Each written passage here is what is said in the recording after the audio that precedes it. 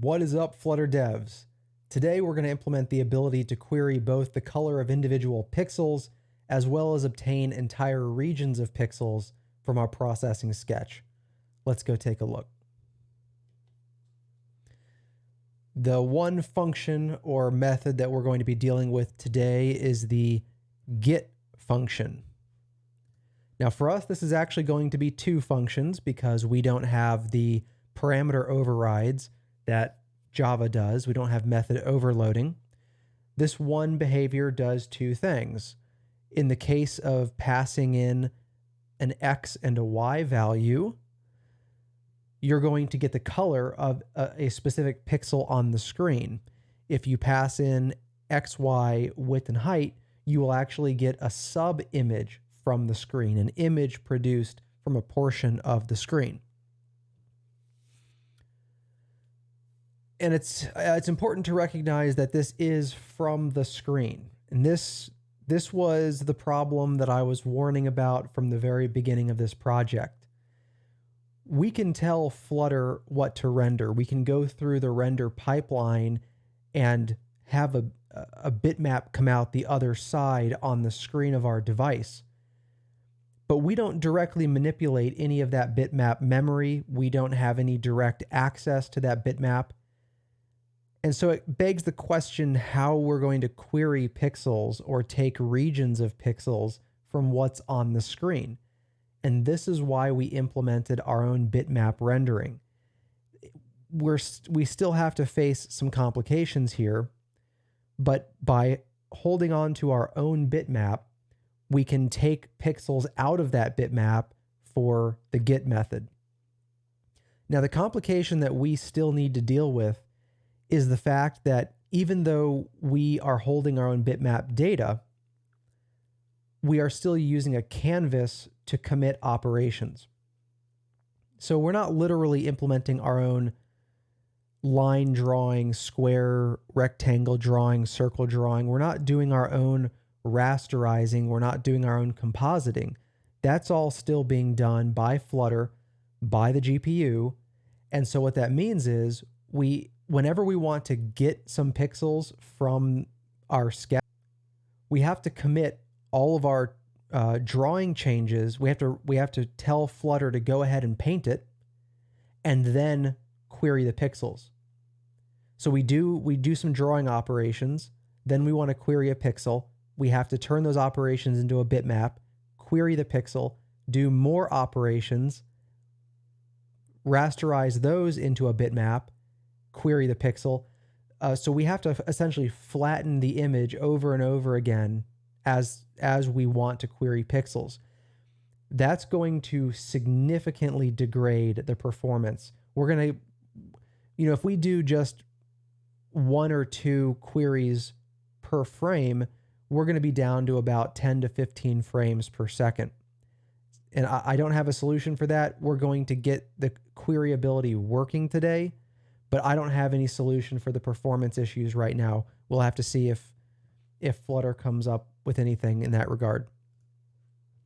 So right here, I have the image pixels category waiting for us. And what we want to start with today is we want to be able to get a color by saying get, and we'll take in, I guess we've developed a mix of offsets and XYs. Let's say int X, int Y for now. Maybe I'll change my mind and turn that into an offset later. But another thing here, so ideally this would be the declaration for the get method. However, because we may have to immediately collapse some canvas operations down, this actually can't be we can't guarantee that there's an immediate return here. So this needs to be an asynchronous method. So we'll return a future color and we'll make it async. And what we essentially need to do is we need to say await do intermediate rasterization. This doesn't exist yet, but it will. And the point here is that if we have accumulated any canvas operations since the last time that we rasterized the bitmap, we need to apply those right now immediately before we try to query a pixel color. Okay? But once that's done, we then need to pick the pixel out of the source image. Now we're going to end up with two different source images here. We're going to end up with the image, the most recent image that was displayed on the screen, and we're going to end up with an intermediate image that we make changes to in the middle of a frame as we're putting a frame together. So we need to select one of those or the other. Either we're going to select the intermediate image, or we're going to select the, so what should we call that one? So the intermediate image is the one that we're putting together during a frame. And I guess we can call this one the published image. This is the one that we actually send over to the widget tree to be displayed in the UI. One or the other of those is going to be an image. Let's go ahead and maybe introduce those.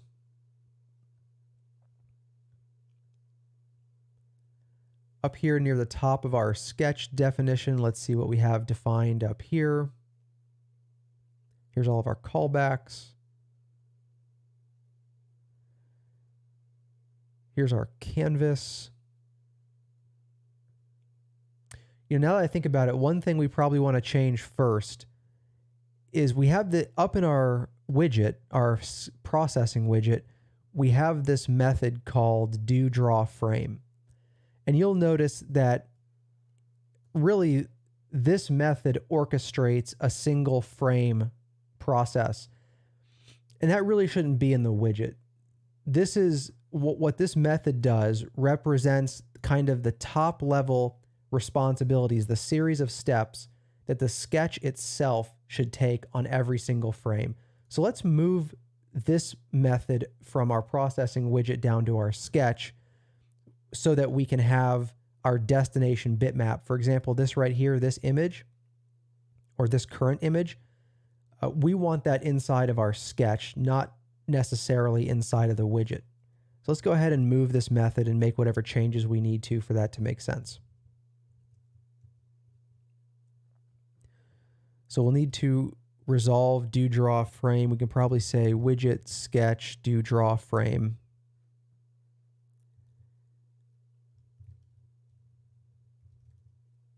Now down here in our sketch class, here's doSetup followed by onDraw. These are the standard, and those two methods choreograph the standard setup and draw processing sketch functions that developers implement. But then we want this overall frame orchestration. Now let's clean this up a little bit. We don't need to reference the widget anymore because we are inside of the sketch. So this does need to be moved right here, but if we're already drawing, or if we've already rendered a frame, but we're set to not loop, then we don't draw any more frames, we return. Let me bring this is drawing in here.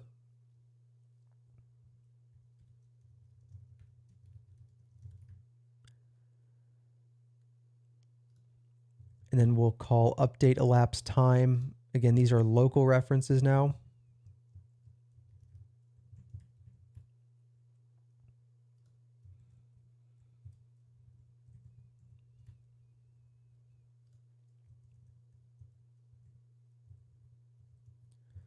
And actually, we don't need those at all. We can just say desired width and desired height. Now, the one place where things need to change is down here with set state. We're no longer inside of a widget, so we can't call set state. But we do need to deliver the image to the widget. And so what we're going to introduce is, let's see what name would make. So we want a callback essentially on frame available maybe, and we'll pass in image.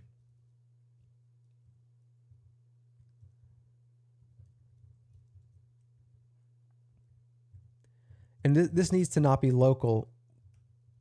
this is the published image that we referenced down in that get method. So we want to, picture.toImage produces a bitmap. We're going to store that locally in something called published image. And then we're going to let this callback know, and I guess it might not exist. So let's say call. We're going to say, hey, here's the most recent published image. Do whatever you want with it. Let's go create this published image. Let's define it in here. This will be image published image, and that might be null. And now remember, I said earlier, we also need an intermediate image because we may need to do bitmap manipulation before we get to the final published image. So that's going to be intermediate image. And now we need this callback.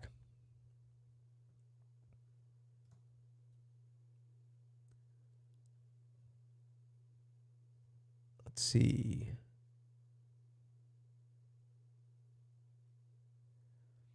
So this one, it won't be passed into the constructor. It needs to be set directly because it needs to be private. So this same as this setup callback right here. So we'll say, is it async? No. Whoops. It's not. It's, we should be able to say void function image on frame available. And then where we set setup, I guess we do pass. Okay, I'm getting myself confused here. Hold on, let me delete that. Let's go back up to the processing widget, and up here we set some things. This is what I was thinking about right here. On size changed. On size changed is a callback that we set privately. So it needs to be there, but it's not publicly passed in from outside of the processing logic. So we can come in here and we can say, we're getting so many different kinds of things here. I want this back with the do draw frame though.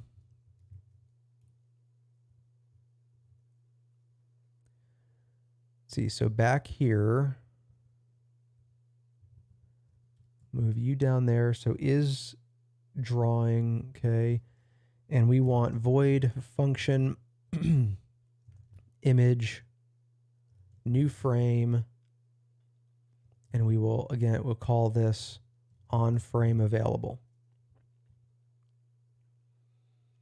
And then back up in our widget, in init state here, we'll say on frame available, and we need to create a local method for this in the widget.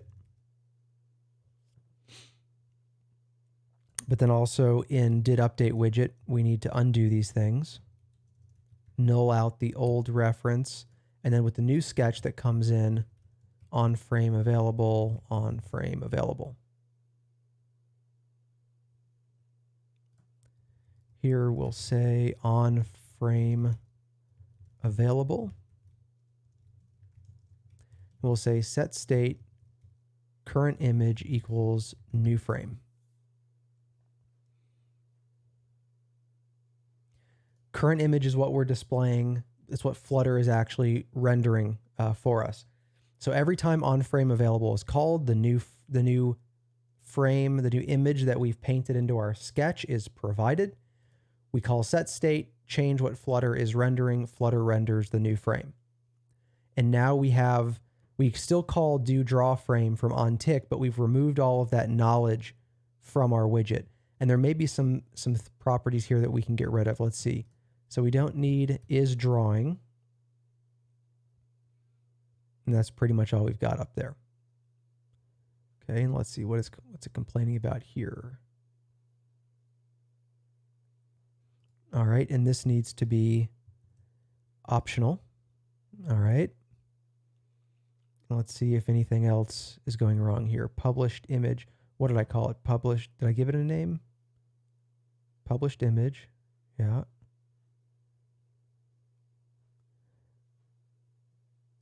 okay, we're going to say that,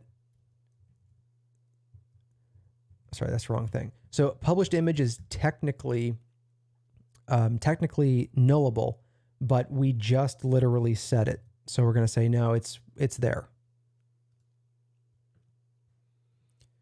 Okay, and then back down here where we have our get method, now you'll see that the source image here is either the intermediate image or the published image.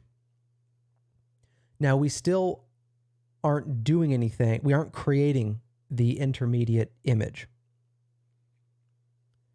But let's assume for a moment that it exists. Let's finish this method, and then we'll go figure out that intermediate rasterization part.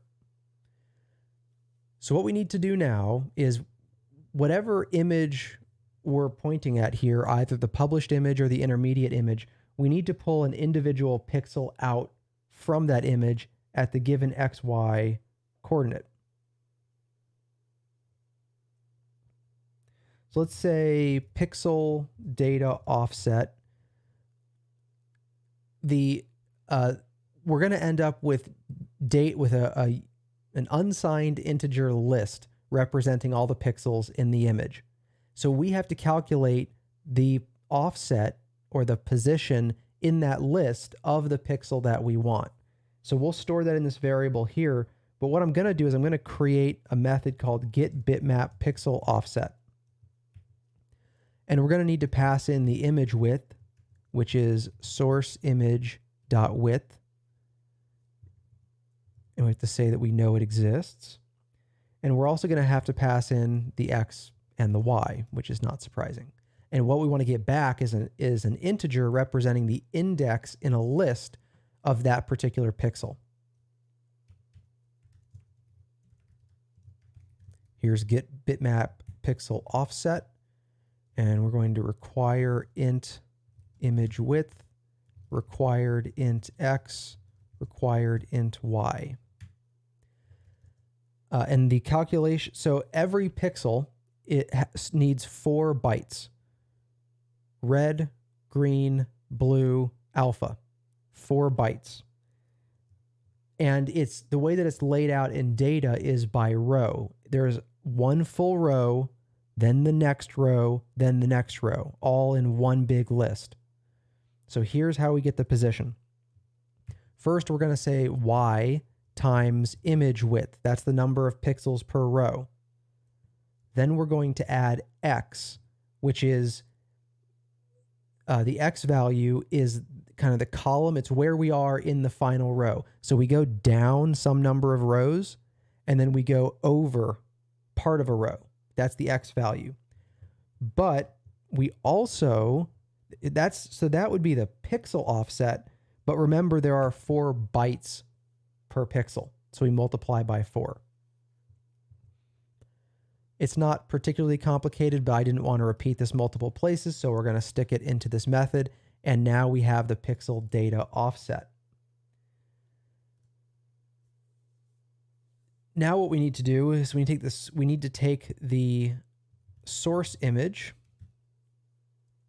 and we need to say 2 byte data. And by default, the format is going to be RGBA, raw RGBA. So normally in Flutter, we're actually used to colors being in A RGB, alpha, red, green, blue. This format is slightly different. It's red, green, blue, and then alpha. So we'll deal with that in a second. But first we're going to have to say 2 byte data.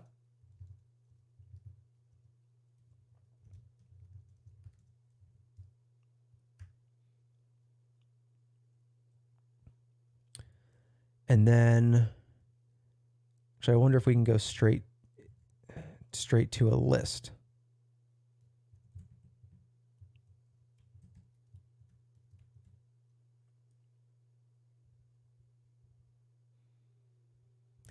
Actually, I guess we don't need to go to a list. We can query the byte data directly. So there's the image data as byte data.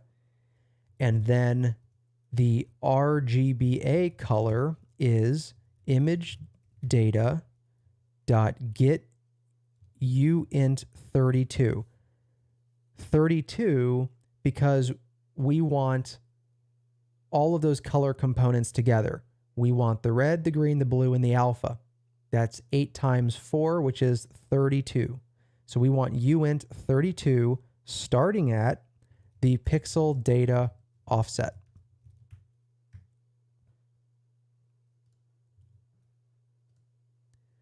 Now again, that's the RGBA color. What we want to return is the ARGB color. So we're going to have to do some bit shifting. We're going to have to push some bits around. We're going to take the RGBA color, and then we're going to mask it. First, we're going to get the alpha. That's the alpha, but we don't want the alpha value at the end of the integer. We want it at the beginning. And so we're going to push it by 24 bits to the left. And we're also going to combine that with the RGBA color. We're going to mask it with the first 3 of the 4 bytes, and then we're going to move all of those over by 8. So we're just shifting around the position of individual bytes. I suppose we also could have accessed the bytes individually and then assembled them, but this should give us the same result. So then we will return ARGB color. Oh, sorry, we have to say return color, ARGB color. And now, if only the intermediate rasterization existed and worked, then we theoretically would be good for 1 pixel. We have to do a few different things here to make this work. First, we need to keep track of every time a canvas operation is done. So let's go back up to where we're drawing the frame. Do draw frame, here we are. And let's create a Boolean. Boolean has uncommitted canvas operations. I don't know, is that a good name? How about unapplied? Unapplied canvas, and let's call them commands. That's a little bit shorter.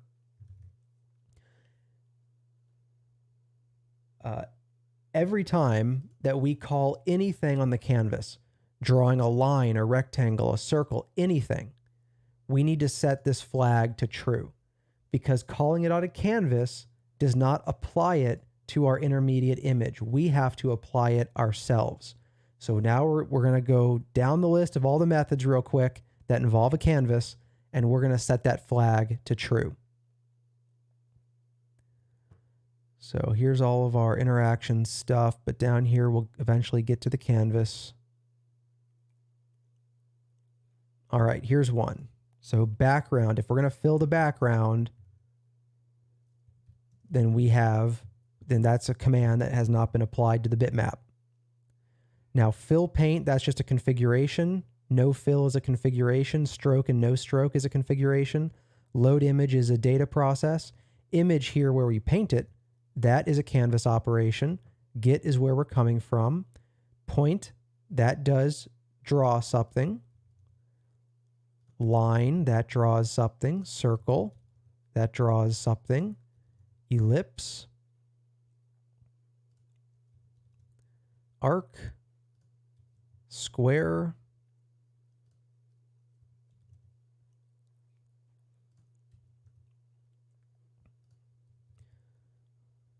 Stroke weight is just a configuration. Mouse positions are just data. Translate, yeah, I think that counts. All right, and then we're at the bottom. So for every one of those visually applicable operations, we set that flag to true.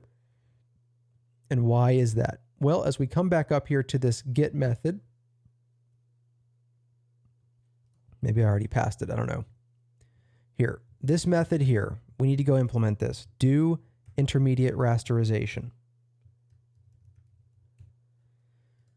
Let's go back up to draw frame. And I think we're gonna break this up a little bit because some of this needs to be repeated and some of it doesn't. I'm going to introduce a private method called start recording. We're going to keep the recorder locally as a variable, and that's the picture recorder. And then the canvas is going to be a canvas around the recorder. Now you'll notice that's exactly what we do right here. And that's fine. We're going to break it out into start recording. And I need to bring that recorder in up here. I should probably rearrange all of these properties at some point. I know this is complicated enough without rearranging stuff, so I'll do that later. We'll come up here and we'll say picture recorder, recorder.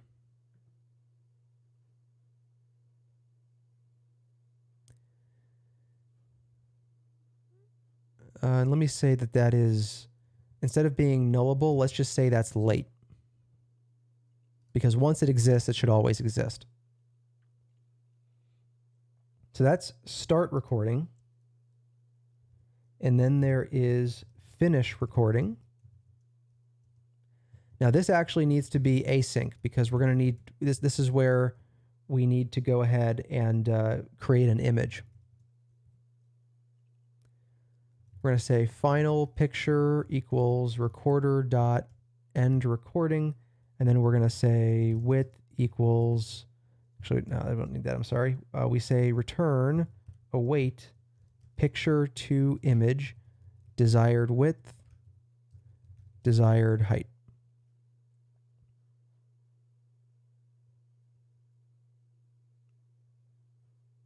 This needs to be a future image.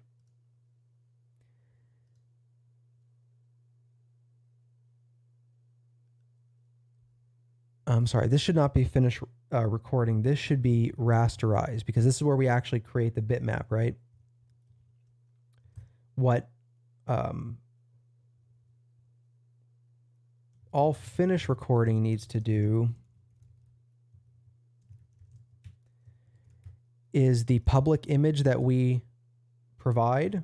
We're going to say that is equal to the it says go rasterize all the operations, and that is our published image. So up here we have start recording, and then right here we have finish recording.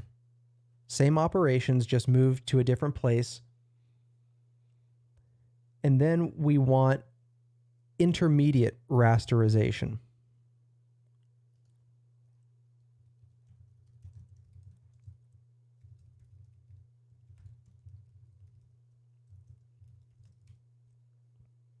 This was the method that we were trying to get to all along.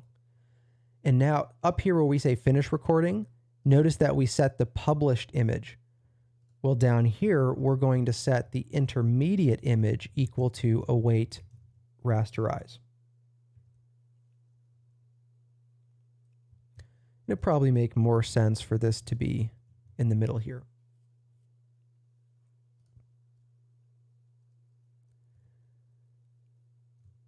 We need to start recording again because we ended the recording right here in rasterize. Okay, so we come into this intermediate. This is not the end of the frame. This is just somewhere in the middle of the frame. We go ahead and rasterize, which stops recording. So then we need to start recording again. And now here's a nuanced but important step. We just got done taking a bunch of canvas operations and turning them into a bitmap. But whatever the user does next should go on top of that bitmap, right? So we actually turn right around and we say canvas draw image intermediate image.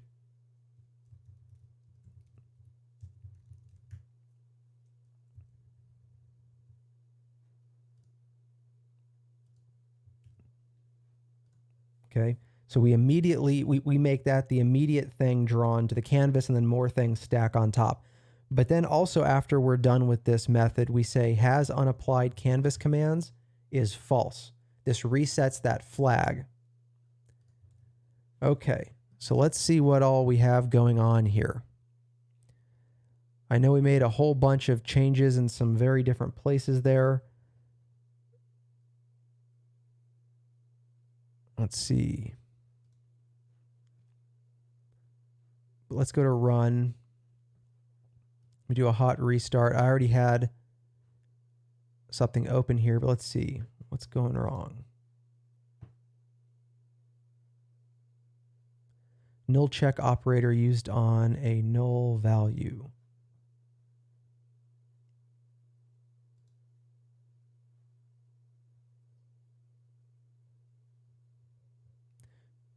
By the way, let's make this one late as well. And this one too. I think once these exist, they'll always exist.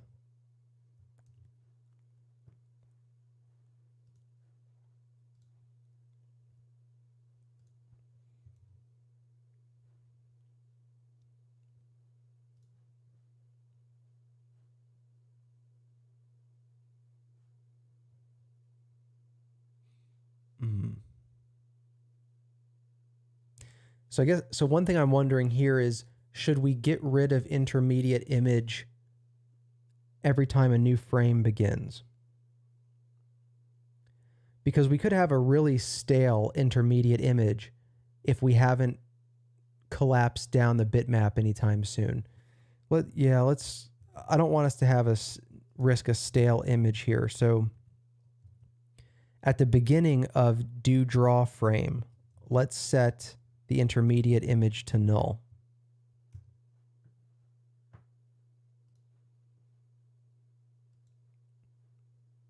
But when we're down here, we know it exists because we just rasterized it. And then let's see, what are we complaining about here? Yeah, source image definitely exists. Okay.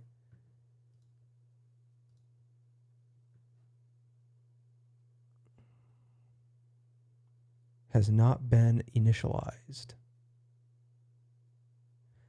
We need to await finish recording.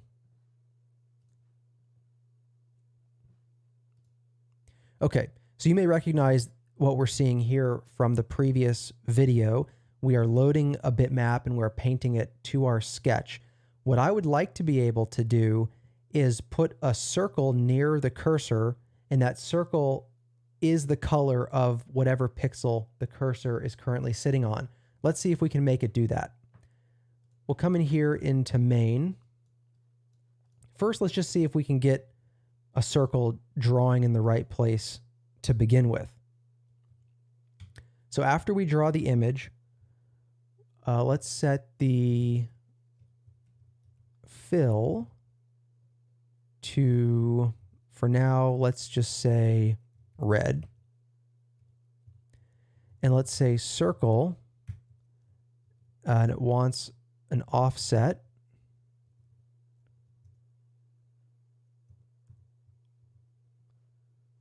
These are named parameters. It wants a center. Now, where do we want this? We want this at the S mouse X plus, let's say, 50, S dot mouse Y plus 50, and then the diameter will make that 50 as well. Let's just see what that gives us. All right, so we got a little circle there. Maybe make it a little bit bigger and go up to like 100. Let's say no stroke. Okay. Now comes the fun part. Pixel color equals await s dot get s dot mouse x s dot mouse y. Instead of red, we're going with pixel color.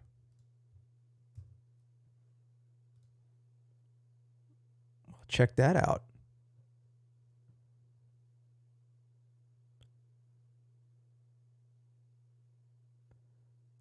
far as I can tell, that's working. It would take a bit to figure out if we're somehow mapping to the wrong thing, but you know, the really colorful parts are giving us the colors that we expect, right? So one, it looks like the location is correct, and two, it looks like we're doing the correct bit manipulation on the individual pixel colors, right? Because, well, we're getting exactly what we expect. All right, very cool. So I think we have the version of Git working that gives us an individual pixel. Now, to mention why intermediate rasterization mattered, even though what we're displaying here is a bitmap, even though we loaded this image as a bitmap, remember that we draw it using the canvas. We say canvas.drawImage, and that's how we get this audio mixer in here, or DJ equipment, whatever it is. That's just a command in the canvas until we force the canvas to apply itself. We have to stop the canvas recording, and we have to take the resulting picture and say, hey, turn yourself into a bitmap image. Only then can we go look up a pixel wherever the cursor is and get the color. That's why we had to do the intermediate rasterization. That's why this whole process is kind of messy and we're jumping all over the place. We're really altering the order of operations here quite a bit. And again, unfortunately, what we're going to find is that if we rasterize even just once, we're going to cut our frame rate in half. If we rasterize a second time, we'll cut it down even more. One thing we can do, by the way, is in this draw callback, we can say print frame rate s.frame rate. And that's actually a really good frame rate considering that we're rasterizing. I think as we start to do more interesting things, like in a minute, we're going to figure out how to like copy a region of this image. I think we're going to see that number possibly drop way down, but we'll see. Okay, so I just teased with what we're going to do next. Let's go back down to this get method. And below it, we want a future image. We're producing an entire image now, and this one's going to be called get region. So we want an offset, which is, what did I call that? I just called that X and Y, didn't I, up there? To keep it the same as the one above, we'll say X, Y. I might come back and turn that into an offset. But then we want a size, and I will take a size in for that. So now we're not just playing with one pixel. We are here to get a whole bunch of pixels.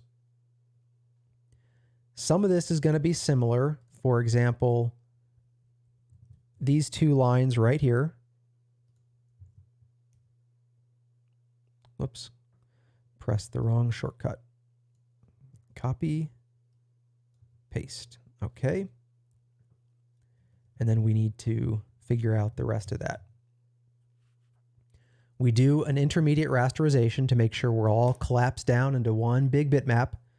We grab that source image, and now we have to figure out how we're going to get the pixels out. Now, I think we also still need to get the image data.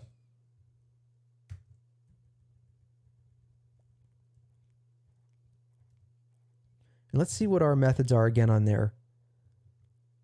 So we can get individual values. However, I think we're going to want to get ranges of values. Let's see what buffer gives us.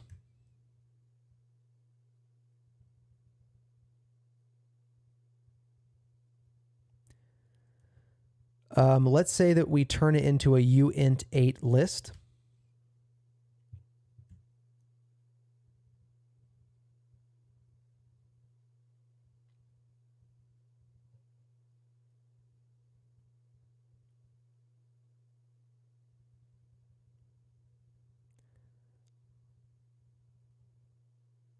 Actually, hold on, I take that back.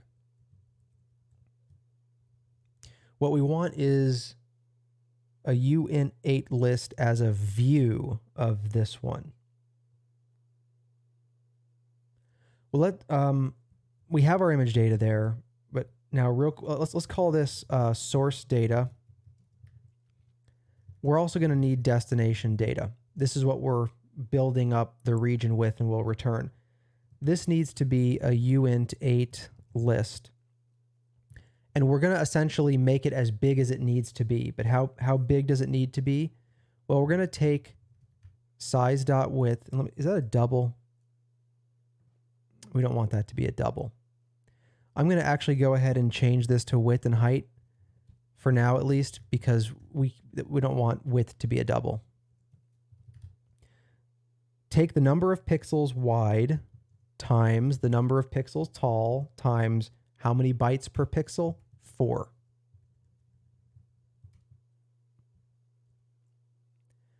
We create an empty uint8 list that is exactly large enough to fit all of the pixels that we want to capture. And then we have to map from the source data to the destination data. And I think we can do this row by row. So we say for int row is 0, where row is less than height. This is the copy height, the height that we're copying. Row add 1.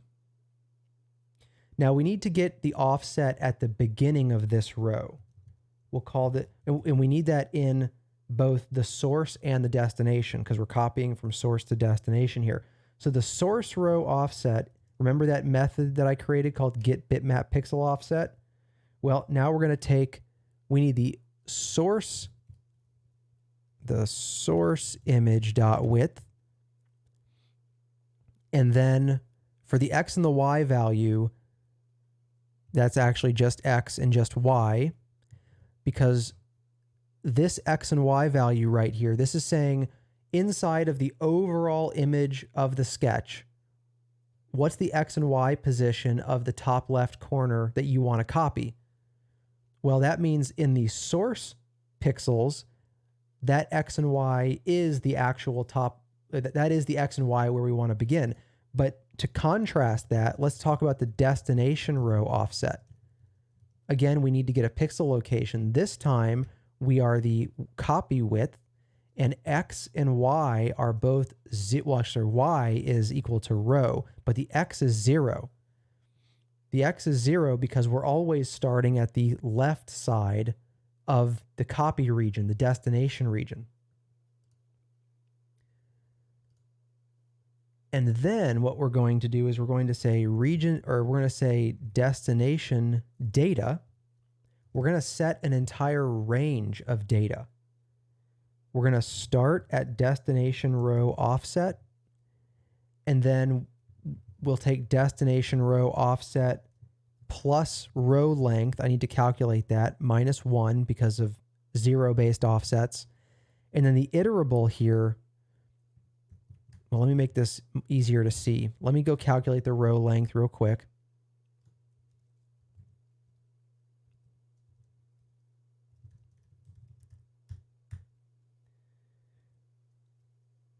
Row length is in bytes.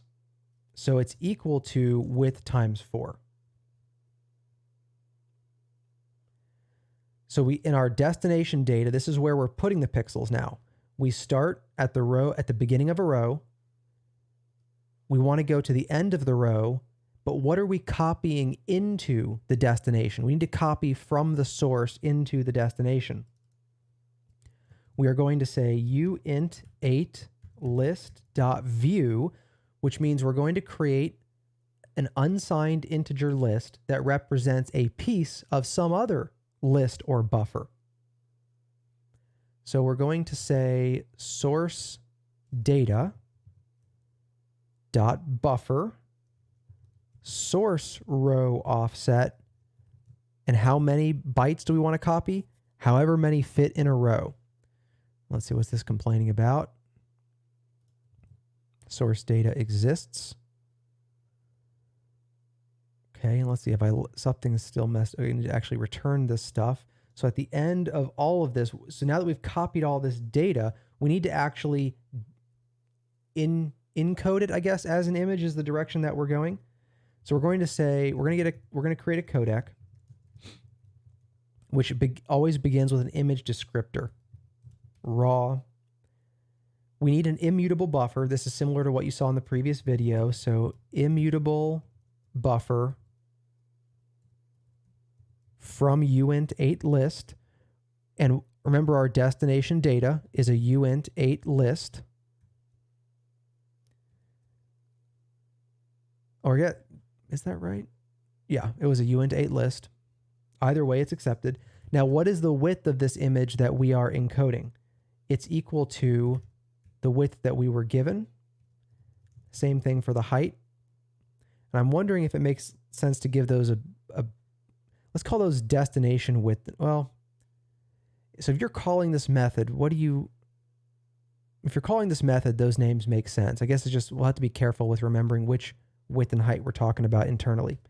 And then the pixel format, we can say pixel format dot RGBA.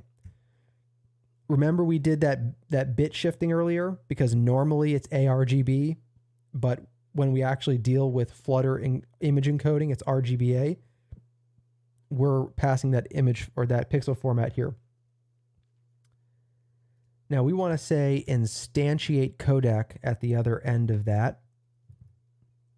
And then finally, we want to return await codec get next frame dot image.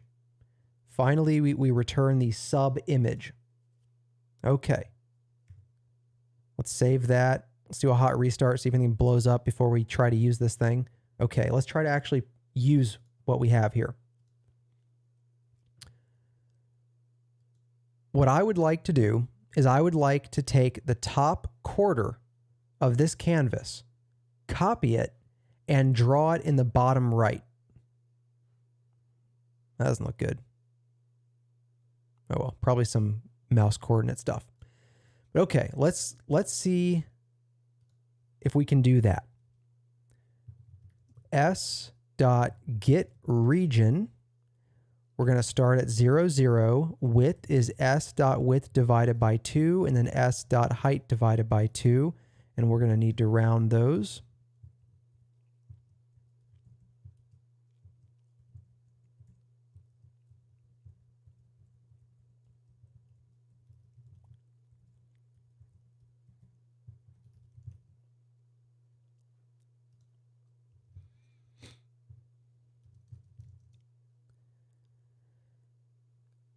And then down here, well, it doesn't matter where we draw it. I guess we can draw it right below this. We'll say s.image subimage